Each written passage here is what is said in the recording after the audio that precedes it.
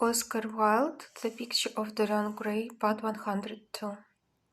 As one read them, one seemed to be floating down the green ways of the pink and pearl city, seated in a black gondola with silver prow and trailing curtains. The mere lines looked to him like those straight lines of turquoise blue that follow one as one pushes out to the Lido.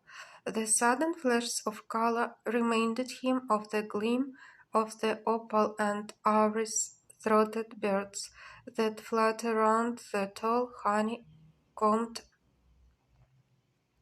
campanile, or stalk with such stately grace through the dim dust-stained arcades. Leaning back with half-closed eyes, he kept saying over and over to himself, Devant une façade rose, sur le marble d'un escalier. The whole of Winds was in those two lines.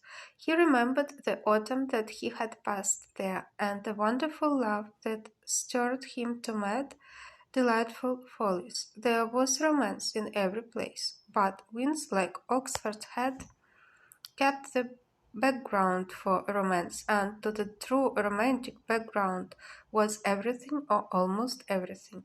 Basil had been with him part of the time and had gone wild over Tintoret. Poor Basil, what a horrible way for a man to die.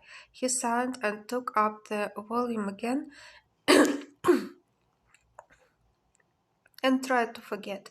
He read of the swallows that fly in and out of the little cafe at Smyrna where the hedges sit, counting the amber beads, and the turpent merchants smoke their long, tasseled pipes and talk gravely to each other. He read of the obelisk in the Palace de la Concorde that weeps tears of granite in its lonely, sunless exile, and longs to be back by the hot lotus-covered Nile, where there are sphinxes and rose-red ibises and white vultures with gilded claws and crocodiles with small beryl eyes that crawl over the green steaming mud.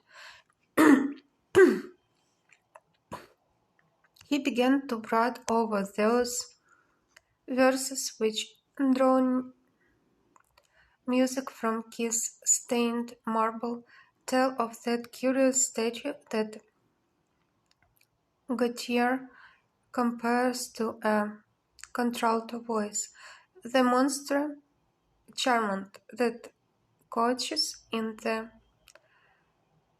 porphyry room of the Louvre. But after a time, the book fell from his hand. He grew nervous, and a horrible fit of terror came over him. What if Alan Campbell should be out of England? Days would elapse before he could come back. Perhaps he might refuse to come. What could he do?